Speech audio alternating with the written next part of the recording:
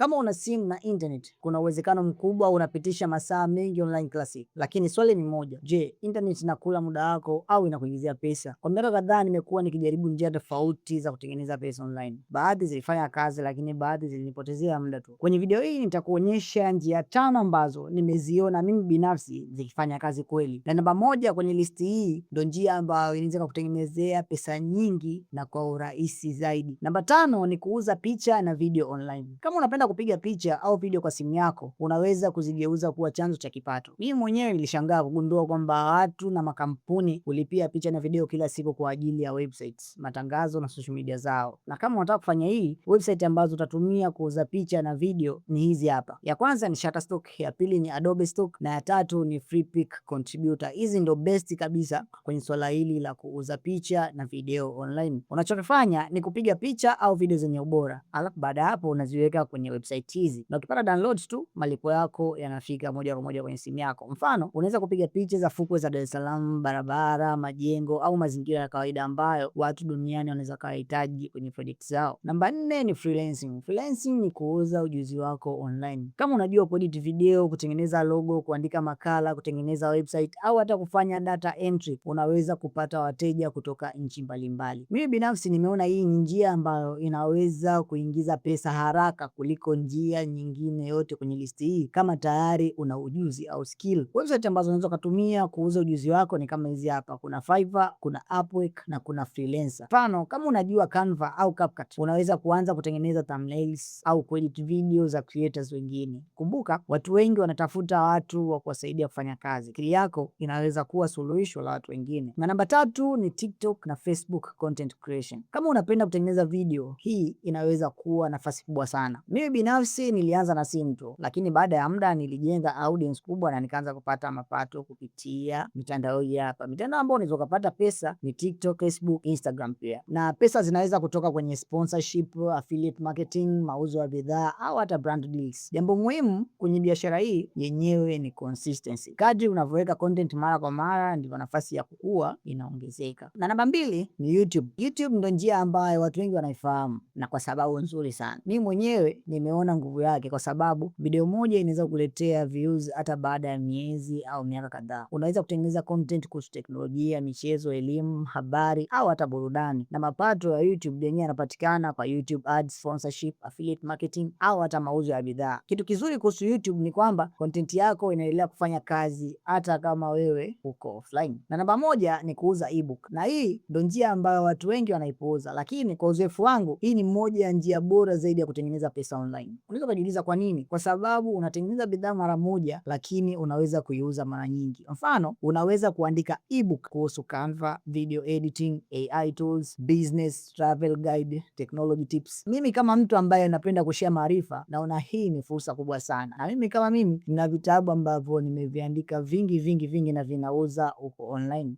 Unaweza kuandika ebook kwa kutumia tools mbalimbali kama Google Docs, Microsoft Word au hata Canva, na alafu ukaziuza kupitia Amazon Kindle ambayo ndio inauza ebook kwa bei nzuri zaidi. Fikiria tu, ebook moja unaiuza kwa $10, alafu ukaiuza kwa watu 100. Kwa akili haraka haraka utapiga hesabu hapo, utapata dola ngapi? Ndio maana nimeweka juu kuliko njia zote za kutengeneza pesa online. Sasa umezijua njia hizi ambazo unaweza kuzitumia kutengeneza pesa online, na mimi kama mimi nina kozi kuhusu njia zote hizi 5 ambazo nimeziweka kwenye list. Kama unahitaji kozi ambayo inafundisha njia yoyote kati za ambazo nimeziweka hapo juu, basi niandikie kwenye comment hapo chini. Na kama hujaanza, basi unaweza kuniambia kwenye comment hapo ni njia ipi ambayo unatamani kuanza nayo. Na kama unafanya moja hapo kati ya hizi, basi niambie uzoefu wako. Usisahau kulike, subscribe na kutana notification on kwenye channel yetu. Channel ijayo.